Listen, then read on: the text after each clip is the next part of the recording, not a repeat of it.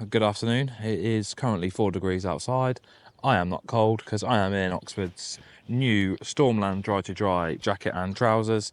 Today we're going to do a quick review on said jacket and trousers. They're a CE AA rated garment, top and bottoms, coming with elbow protection, shoulder protection, a pocket in the back for a back protector, the hip protectors on the trousers and the knee pads on the trousers as well. So we've also got the super fabric reinforced shoulders for if you do come down. Obviously they're a bit more reinforced, better for the slide, with the Dry2Dry tri-laminated shell. We also have the Polartec thermal liners inside, which are obviously removable in and out.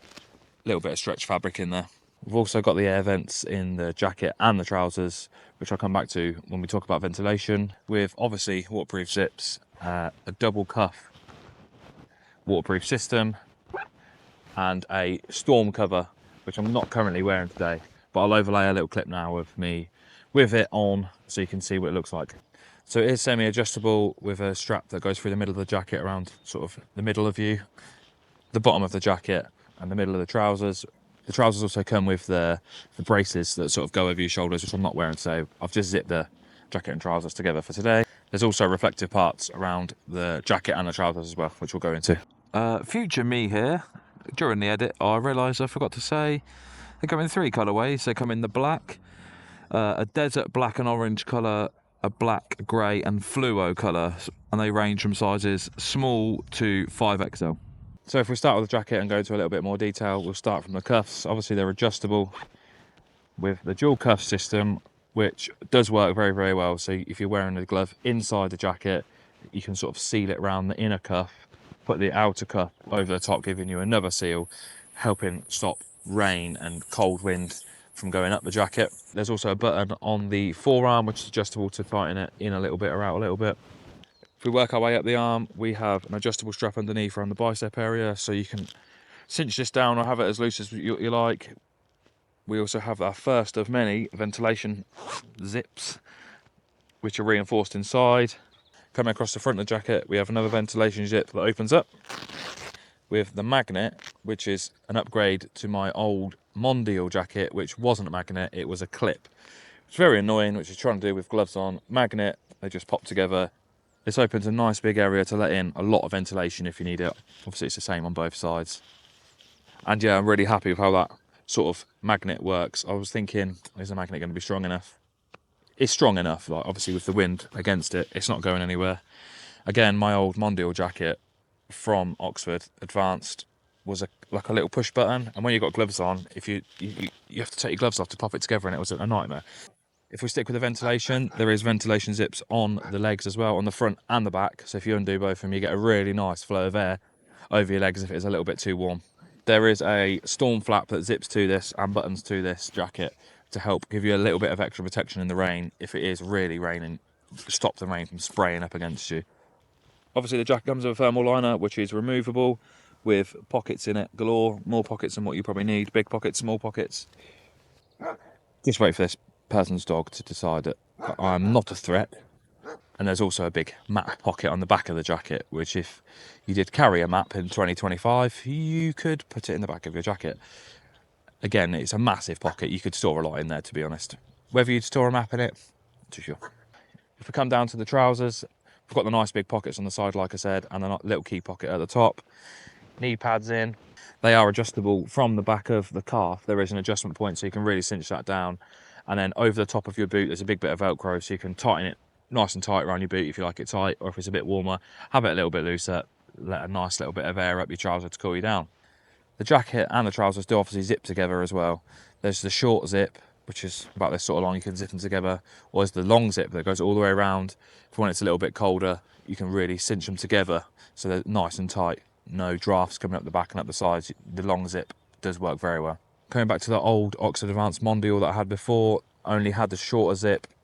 I really wish I did put the longer zip on there because it does really, really help when it is a little bit colder and you really want no air to get up the jacket. So I've been using this jacket and trousers for around a month. I've done about 1,000 miles wearing this jacket and trousers on short journeys, long journeys, cold journeys, warm journeys, super wet weather. Mainly been using it on my commute, which is around 10 miles, 12 miles there and back. in -4, I think was the coldest, all the way up to 12, 13, which is not warm, but it was warm enough to know what the jacket's going to be capable of if it was any warmer. So as someone that's come from an Oxford Advanced stuff before, which is it's a few years old now, that they have stepped their game up. A lot of things have improved just to make it a better two-piece system, to be honest. The way they zip together, better ventilation, all these little things all add up. Whatever material they've used does feel a lot warmer, it's still waterproof, and it isn't any heavier than the Mondale stuff was before.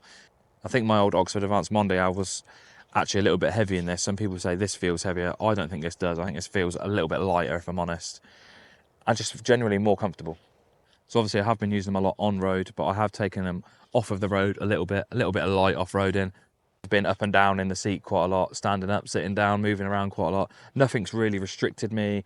I've been super comfortable. Standing up to sitting down, nothing's changed, nothing's come unzipped, nothing's come undone anywhere. It still feels exactly the same, which has been perfect.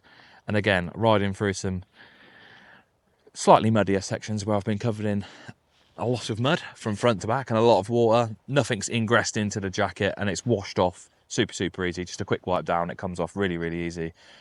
But mainly the miles I've been putting in the jacket and trousers has been on the road. But they've been more than capable off-road. As you can see, I am not near a road. I'm currently in the middle of a field where I've been playing around, having a bit of fun. So if we come down to the cold temperatures, my old Oxford Mondial, I used to wear a t-shirt, a hoodie, my jacket over the top with the thermal liners, and I'd be okay. This new Stormland system, I thought we'll try it with the t-shirt, the hoodie, and the jacket, and I was actually too hot, so I've only been really wearing a t-shirt and a jacket with the sort of thermals in, and I've been absolutely fine. So I've been gone down to about -3 in the jacket and trousers, and I have not been cold at all. Like I say, I put the hoodie underneath the jacket and it was too warm. They've performed amazingly, to be honest. From the old Mondial that I had before, it is a massive upgrade for me. The great thing is when it got a little bit warmer, so in the morning it's been sort of -3, but then in the afternoon when I've been coming back from work, it's been like 13 degrees. That's quite a big difference in temperature. Obviously I've left the thermals in. Instead of taking the thermals in and out, I've opened all the ventilation, let a bit of airflow in there, and it has been perfect. Obviously, if it was any warmer, I'd take the thermals out. You've got so many choices and options that you can do to keep yourself cool or keep yourself warm. It's perfect. So in the cold weather, you sort of keep your thermal in and your vents closed, and then when it gets a lot warmer, you take your thermal out, you can run your vents open. You've got a lot of ventilation to cool you down, and you do not overheat in the jacket and trousers, which is great for all year round commuting. If we come to the waterproofness of the jacket, I've gone to work the last couple of weeks in some pretty torrential rain, and as soon as I've set up from home, I've been thinking, I am probably going to get wet on the way to work. Something is going to leak through this jacket and trousers. And not once has any water got through the jacket or the trousers at any point. None of my body has got wet. So if we come back to the old Oxford Mondial, that did start letting water in after about 15 minutes of rain. The armpits would leak a little bit. Again, with that long zip, that does help when it's been really hammering it down to stop any water ingress from coming in between the trousers and jacket, which in my old Mondial, because it had the shorter zip, the water would sort of creep up in between the jacket and trousers, and whatever you're wearing underneath, you'd get like a little bit of a damp spot either side. So yeah, I'm super happy with them. I'm really struggling to find a negative with them, to be honest. They've been really comfortable. They've kept me dry.